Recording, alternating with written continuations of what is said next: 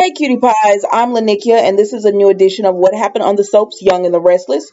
All right, so let's get right on into it. We start this episode off with Sharon. Let's just wrap these up. So Sharon goes over to see.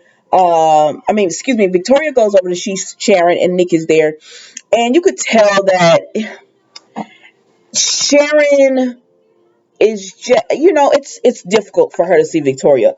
One, Victoria was in the wreck, she survived, Ray did not, so it's just difficult for her to see her. So she tells Victoria, thank you so much for coming. I don't need anything. I have all the support with Nick and the kids, the children. Thank you so much. And she says, excuse me, I want to go upstairs. And she just has a mini breakdown, because it is like that could be Ray standing there saying that he survived. And so when she comes back down, Victoria is talking to Nick, and she feels guilty. And Nick tries to tell her it's not your fault. And she, is just like, I shouldn't have been driving, but it wasn't her fault because Ray's accident, happened because he veered into her lane.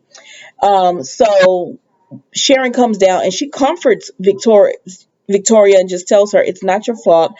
None of this is your fault, and it's okay. So then Victoria leaves and Sharon and Nick talk, and she just says that she's glad Ray is going back home and she needs to go see the body in the morgue. And he says, well, you don't have, like, if you want your last time to be with you saying I love you and giving him a kiss and everything, then let that be the last time. You don't have to see him in the morgue. And she says, no, I have to. So he takes her, and then later on he goes to Crimson Lights. Now Chelsea is there, and earlier Chelsea was there, and Victoria talked to Chelsea, and Victoria was kind of snotty because it's Victoria. It wouldn't be Victoria if she wasn't, but she told Chelsea, well, last year this is what you wanted. And Chelsea says, I wasn't in my right mind. And then she tells her, Ray and I were friends. We ended up being friends, and he was a good man. He was kind, forgiving, and loving, and he forgave me for what I did. And Victoria says, I'm sorry for your loss and everything. And, it is what it is. So when Sharon shows up, Victoria's gone and Chelsea is there. And she goes up to Victoria and she tells Sharon, I'm very sorry. Ray was such a good guy. And so Nick says, if this is too much for you, Sharon, we can go home. And she says, no, I want to, I have some things I have to take care of, and I need to take care of some things off Mariah and Tessa's wedding. And Chelsea says, you shouldn't be worried about that now. Just worry about healing and everything. And she tells Chelsea, I shouldn't have to worry about, you know, healing and all that. Ray should be here, or getting, and, taking time to heal from Ray and everything. He should be here. And I said, now Sharon did say it was no one's fault, but a part of her probably feels like if he hadn't been taking your son to this hockey game, he would still be alive. So that's how it ended with them. So then we see, excuse me, y'all. So then we see Adam. So Adam is talking to Sally and he sees Ashlyn. And he goes, well, Adam says he wants to talk to Cher. He wants to reach out. And Sally said, he said, but I didn't want to because, I don't want to upset the children, or I don't want people to think it's any kind of thing. And Sally, as always, is supportive of Adam. She said, you reaching out is just a friend reaching out. Like, it means, she just knows you have her support, your support. And so Adam sees Ashlyn. He said, what you doing in town? And Ashlyn said, the contract didn't say I had to leave town or whatever. And Adam was like, why would you want to be here? And he said, I'm telling you now, Ashlyn, if there's one thing about Victoria, she knows how to hold a grudge. And he said, and Ashlyn was like telling Adam, well, you should know. And Adam was like, all right, suit yourself. And so he leaves. And so the next time we see Adam, he's talking to he's in his office talking to Sally, and Victor comes in, and he tells Victor Ashlyn is still in town, and and Victor said what he not about to do is take $500,000 of my money and then mock me. Oh no, that's not happening. So I don't know what's finna go down with them or whatever. Y'all, it wasn't much of an episode today. I'm gonna be honest with you. I'm gonna give this like a 6.57, maybe. Just because of what went on with Nick, because I love me some Nikki. But So there's that. And I don't know what they finna do. So then Ashlyn, so okay. So then we see, okay, I'll just say it. So Ashland goes and he sees Phyllis at the Phoenix, and she tells him, he was like, Kyle said Harrison was here or whatever. Nah, Phyllis is trying to get him out of the hotel and whisper and tell him go on, because he doesn't know why, that Diane is still alive, or why Kyle has brought Harrison in. She said, I'll let you know when Harrison comes or whatever. And he's like, okay. So that's that with them. Now, going to Phyllis and everyone. So Jack, Phyllis, and Nikki are in the room with Diane, and Nikki is like, "I can't believe you came back to town."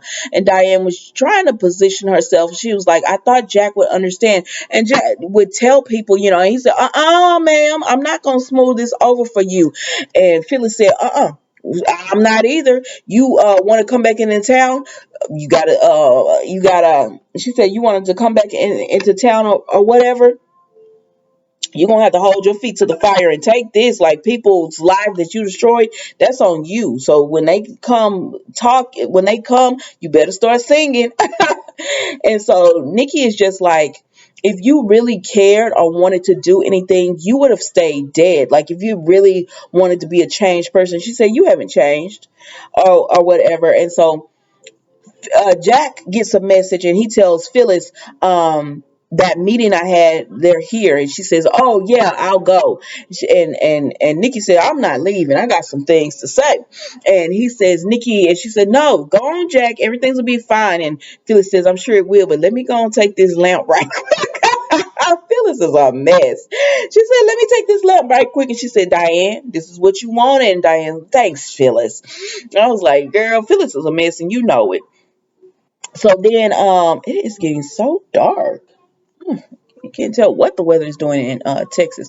But anyway, so Nikki just tells Diane, don't come near Victor. Don't come near me. Don't come near Victoria. Don't come near Nick. Don't come near none of my family. Leave us out of this whole thing you got going on. She said, because Victor and I went to where people thought we killed you, and we had to defend ourselves, and thank God we got off. And she was like, Deacon Sharp helped her. She was like, but he ruined everyone else's life. Did you know he blackmailed me? And she was like, listen, after I left town, I didn't know what was going on with Deacon Sharp or whatever. And Nikki was like, girl, you haven't changed. There's nothing about you has changed. You're still the same old Diane.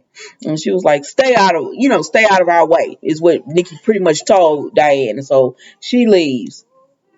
So then we see that Nikki about to leave out of the Grand Phoenix, and she sees Ashley, and she was like, what are you doing here? He was like, I'm getting pretty, like, you got big talk for Nikki, but you ain't had it for everybody else. He was like, I'm getting pretty tired of everybody asking me what I'm doing here and stuff. And she was like, because we paid you money to go away. And he says, well, that's up to, I left the company, I divorced Victoria, but it's up to her if she wants me out of her life, and I'm here because I love her or whatever. And he says, and Victoria is independent and strong-willed. But Victoria already talked to Victor, because she talked to Victor earlier, and she told Victor, I'm not going back to Ashland or whatever. I've seen him for what he is, and I told you I can't turn my emotions off instantly, but I know enough to know, like, he's a liar, and look how he treated me and everything. So then, anyways, going back to Nikki and Ashlyn, she was just like, leave her alone. And he was like, I'm going to let Victoria be the judge of that. And she says, you need to get out of town or whatever. And he was like, I'm tired of people telling me what to do. I'm staying right here or whatever. And she said, we'll see about that. And she leaves Ashlyn. So now, Phyllis has went over there. She had went over there earlier with Jack, and Kyle is there, so that they do a reunion. And he was like, "Summer wanted me to give you a hug." I said, "It's not the same, but I'll take it." And so then Phyllis says, I have to go. And Kyle was like, Phyllis has never graciously left or whatever. What's going on? And so he sits them down and he just tells them about, he was like, I talked about meeting Chemo's daughter, Allie, and the mysterious texter. And he was like, yeah. He was like, turns out it was all about you. And he was like, what do you mean? And Kyle just was like me, Dad, come straight with it because you're taking too long. And I was like, yes, tell him. And he said, the mysterious texter was Diane, and she got all of this together because was your mother, and she did all of this because she wants a chance, with you or whatever. And so that's how it ended with Kyle just being like, "What?" So yeah, guys, that was Young and the Restless today. I hope you don't forget to like, comment, and subscribe to the channel, and I'll see you tomorrow for a new edition of What Happened on the Soaps, Young and the Restless.